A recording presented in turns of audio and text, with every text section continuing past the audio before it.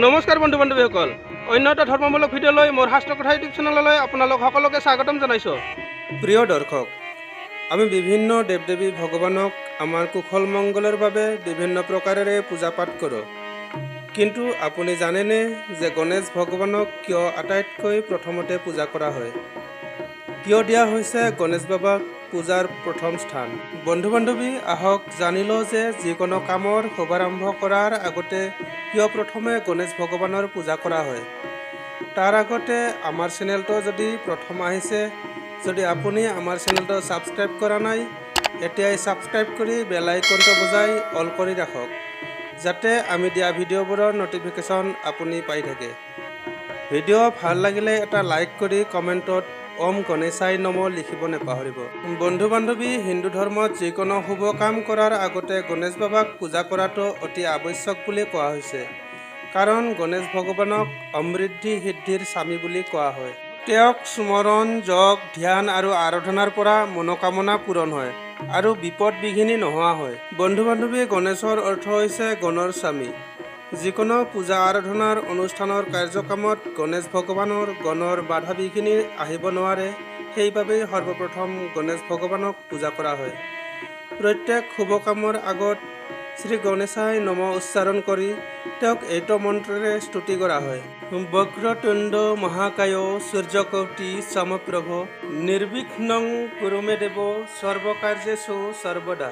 অৰ্থাৎ বিশাল আকাৰ, ভাঁজ লগা সুৰৰ, 1 কোটি সূৰ্যৰ সমান তেজস্বী হে গণেশ বাবা, মোৰ সকলো কাম সদায় বাধা বিঘিনি নোহোৱাকৈ সম্পূৰ্ণ কৰা যেন। বন্ধু বান্ধৱী, পদ্মপুৰাণৰ মতে সৃষ্টিৰ আৰম্ভণিতে যেতিয়া এই প্ৰশ্ন উঠিছিল যে প্ৰথম পূজা কাক দিয়া যায়, তেতিয়া সমস্ত দেৱতাগণে ব্ৰহ্মাৰ ওচৰলৈ গ'ল।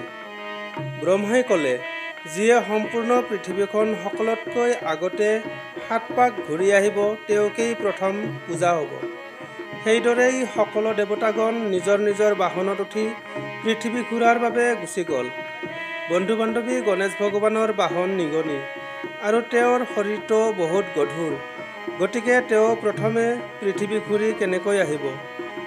এই সমস্যাৰ সমাধান কৰিলে দেৱৰ্ষি নাৰদে।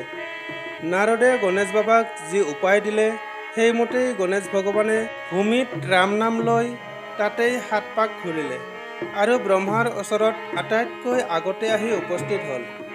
তেতিয়া ব্ৰহ্মাই তেওঁক প্ৰথম পূজ্যৰ মৰ্যাদা দিলে, কাৰণ ভূমিত ৰাম নাম লৈ প্ৰথমে 7 পাক ঘূৰিছিল আৰু ৰামেই হ'ল সম্পূৰ্ণ ব্ৰহ্মাণ্ড।